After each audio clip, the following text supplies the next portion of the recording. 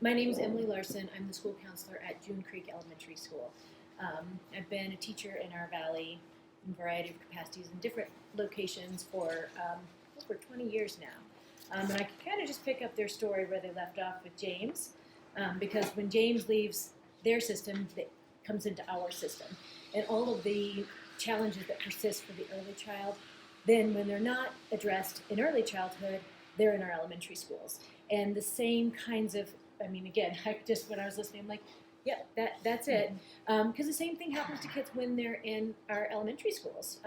Again, when you have severe social emotional health needs, it's very hard to, with that alone, to qualify for services. And even when you do, the kinds of services that we have are very minimal within the school district. We have special educators who are pretty overworked with paraprofessionals who work tirelessly for these kiddos, but it's very limited what we can actually provide for them. As school counselor, I'm really more of a tier 1 support in that I'm providing social emotional health and classes for our entire school at the universal level, we call it, which is like the basic functioning level. I'm not really prepared or have the time, the qualification to do up to the tier 3 level, and we're seeing more and more kids who really need a much higher level of social emotional support. So I can fill in the gaps wherever I can meet with parents, I can meet with students, but it's simply not enough. And same as with early childhood, when you're looking at the elementary school age student, yes, you can address the needs of the student, but really you have to look at the family as well. Because if you're looking at 5 to 10, the same as 0 to 5, you have to address the needs of a family as well as student, which again, I can try to do, and I can try to coordinate families with outside services, but it is so difficult between Medicare or no insurance or no coverage and bilingual and I don't have a car and it's winter. All of those things become enormous barriers for parents who are open to and would like to receive services, but simply can't for those reasons. There is also the stigma, obviously, that we have to work with families on reaching out and being willing to be vulnerable enough to talk about their own issues, especially if they're in a vulnerable part of society in terms of documentation, in terms of their jobs, many things that might prevent them from seeking assistance because I think that it could have a negative impact on their survival.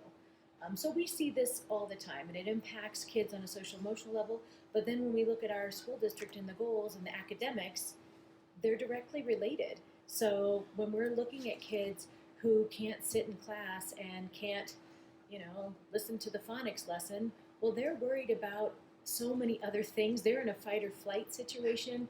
They are, and Phil Qualman has talked about this, which is one of my favorite things, they're on the lowest level of Maslow's, and we're asking them to do these other things that are just so irrelevant for what they are. So I feel like in my 20 years, I feel there's been an explosion of the level of need. I can't put my finger on the exact reason for it. I think that social emotional skills are lacking in young children. I think technology does play a role. Kids don't know how to be with other kids and with other humans.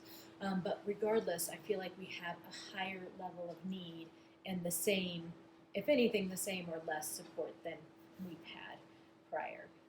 So I think that I'm so glad that this group of people is coming together and that this conversation is happening, because I think we have to look at out of the box ways.